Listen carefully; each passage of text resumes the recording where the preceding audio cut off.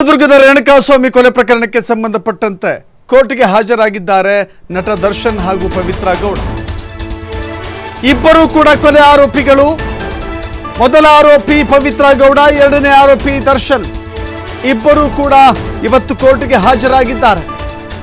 ಒಂದು ಕುತೂಹಲ ಅಂತ ಹೇಳಿದ್ರೆ, ಇಷ್ಟೆಲ್ಲ ಘಟನೆ ನಡೆದ ಬಳಿಕ ಅವರಿಬ್ಬರ ನಡುವಿನ ಸ್ನೇಹ, ಬಾಂಧವ್ಯ, ಸಂಬಂಧ ಹೇಗಿದೆ? ಇವತ್ತು ಇಬ್ಬರು ಮುಖಾಮುಖಿಯಾಗಿದ್ದಾರೆ. ಮಾತಿಲ್ಲ, ಕತೆ ಇಲ್ಲ, ದೂರ ದೂರ.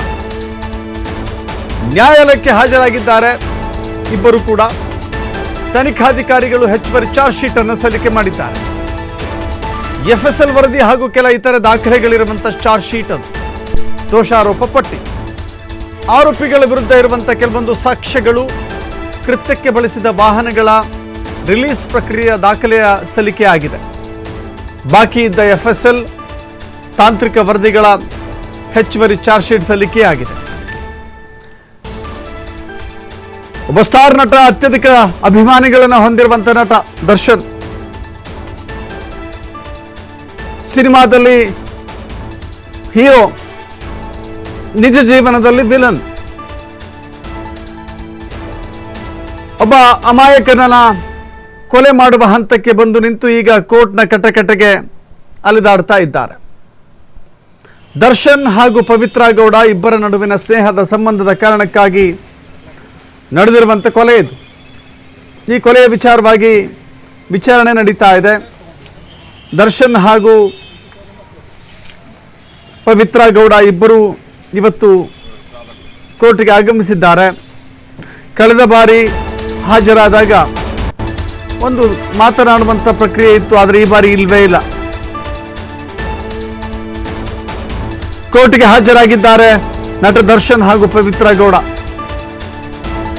57ನೇ CCH ನ್ಯಾಯಾಲಯಕ್ಕೆ ಬಂದಿದ್ದಾರೆ. ತನಿಖಾಧಿಕಾರಿಯಿಂದ ಹೆಚ್ಚುವರಿ ಚಾರ್ಜ್ ಶೀಟ್ ಸಲ್ಲಿಕೆಯಾಗಿದೆ.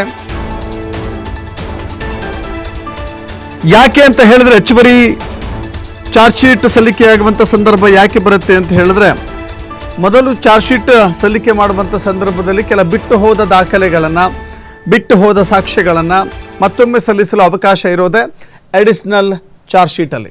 ಈ ಅಡಿಷನಲ್ ಚಾರ್ಜ್ ಶೀಟಲ್ಲಿ ಎಲ್ಲವನ್ನು ಕೂಡ ಸೇರಿಸಿದ್ದಾರೆ. ಮತ್ತಷ್ಟು ಮಾಹಿತಿ ನಮ್ಮ ಪ್ರತಿನಿಧಿ ಸಂತೋಷ್ ಪಟೇಲ್ ಇರ್ತಾರೆ. ಸಂತೋಷ್ ಪಟೇಲ್, ಗಮನಿಸ್ತಾ ಇದ್ದೀವಿ, ವಿಚಾರಣೆ ನಡೀತಾ ಇದೆ. ದರ್ಶನ್ ಬೇಲ್ನ ಮೇಲೆ ಆಚೆ ಇದ್ದಾರೆ. ಈಗ ಇವತ್ತು ಸಲ್ಲಿಕೆ ಆಗಿರುವಂಥ ಹೆಚ್ಚುವರಿ ಚಾರ್ಜ್ ಶೀಟ್ ಹಾಗೂ FSL ವರದಿ ಮತ್ತಷ್ಟು ಕಂಟಕವನ್ನು ಬಿಗಿಗೊಳಿಸುತ್ತಾ ದರ್ಶನ್ ಹಾಗೂ ಪವಿತ್ರ ಗೌಡ ವಿರುದ್ಧ ಅನ್ನೋದು? ದರ್ಶನ್ ಈಗಾಗಲೇ ರೇಣುಕಾಸ್ವಾಮಿ ಕೊಲೆ ಪ್ರಕರಣದ ಆರೋಪಿಗಳು ನ್ಯಾಯಾಲಯಕ್ಕೆ ಹಾಜರಾಗಿದ್ದು 57ನೇ ಕೋರ್ಟ್ ಹಾಲ್ಗೆ ಹಾಜರಾಗಿ ಈಗಾಗಲೇ ಅಲ್ಲಿ ಹಾಜರಾತಿಯನ್ನು ತೆಗೆದುಕೊಳ್ಳಾಯಿತು. ಈ ವೇಳೆ ಏನು ಪೊಲೀಸರು ಕೂಡ ತನಿಖಾಧಿಕಾರಿಗಳು ಹೆಚ್ಚುವರಿ ಚಾರ್ಜ್ ಶೀಟ್ ಅನ್ನ ಸಲ್ಲಿಕೆಯನ್ನ ಮಾಡಿದ್ರು. ಅಂದ್ರೆ ಹೆಚ್ಚುವರಿ ಚಾರ್ಜ್ ಶೀಟ್ ನಲ್ಲಿ ಇವರಿಗೆ ಪ್ರಕರಣಕ್ಕೆ ಸಂಬಂಧಪಟ್ಟಾಗಿ ಸಿಕ್ಕಂತ ಸಾಕ್ಷ್ಯಾಧಾರಗಳೇನಿತ್ತು, ಅದಿರ್ಬೋದು FSL ವರದಿಗಳೇನಿತ್ತು, ಕೆಲವು ಪೆಂಡಿಂಗ್ ಇತ್ತು, ಆ ಎಲ್ಲಾ ವರದಿಗಳನ್ನ ತೆಗೆದುಕೊಂಡು ಇವತ್ತು ಹೆಚ್ಚುವರಿ ಚಾರ್ಜ್ ಶೀಟ್ ಅನ್ನು ಕೂಡ ಬಳಸಲಾಗಿರುವಂತದ್ದು, ನ್ಯಾಯಾಲಯಕ್ಕೆ ಸಲ್ಲಿಕೆಯನ್ನ ಮಾಡಲಾಗಿರುವಂತದ್ದು.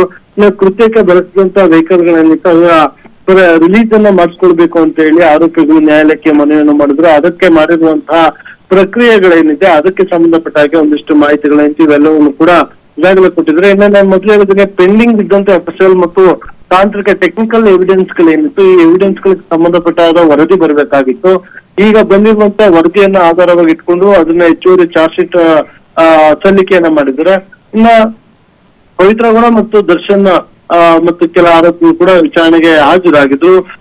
ಹಾಜರಾತಿಯನ್ನು ತೆಗೆದುಕೊಂಡಂತ ನ್ಯಾಯಾಲಯ ಪ್ರಕರಣದ ಅರ್ಜಿ ವಿಚಾರಣೆಯನ್ನ ಜುಲೈ 10ನೇ ತಾರೀಕಿಗೆ ವಿಚಾರಣೆಯನ್ನ ಮುಂದೂಡಿಕೆಯನ್ನ ಮಾಡಿರುವಂತದ್ದು.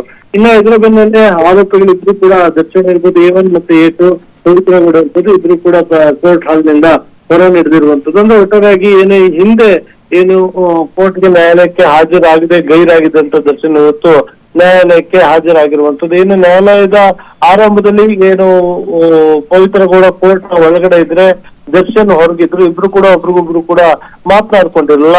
ಆದ್ರೆ ಇದೀಗ ನ್ಯಾಯಾಲಯದಿಂದ ಹೊರ ಬರುವಂತ ಸಂದರ್ಭದಲ್ಲಿ ಇಬ್ರು ಕೂಡ ಮಾತುಕತೆಯನ್ನ ಮಾಡಿಕೊಂಡು ಮಾತಾಡ್ತಾ ಹೊರ ಬಂದಿರುವಂತದ್ದು. ಒಟ್ಟಾರೆಯಾಗಿ ಇವತ್ತು ನ್ಯಾಯಾಲಯದ ಡೇಟ್ ಇದ್ದ ಹಿನ್ನೆಲೆಯಲ್ಲಿ ಆರೋಪಿಗಳು ನ್ಯಾಯಾಲಯಕ್ಕೆ ಹಾಜರಾಗಿದ್ರೆ ಮತ್ತು ಮುಂದಿನ ದಿನದಲ್ಲಿ ಅಂದ್ರೆ ಜುಲೈ 10ನೇ ತಾರೀಕು ಕೂಡ ಇವರು ನ್ಯಾಯಾಧೀಶರ ಮುಂದೆ ಹಾಜರಾಗಬೇಕಾಗುತ್ತೆ. ಇದೆ sir. Yes, thank you Santosh ನಿಮ್ಮೆಲ್ಲ ಮಾಹಿತಿಗೆ.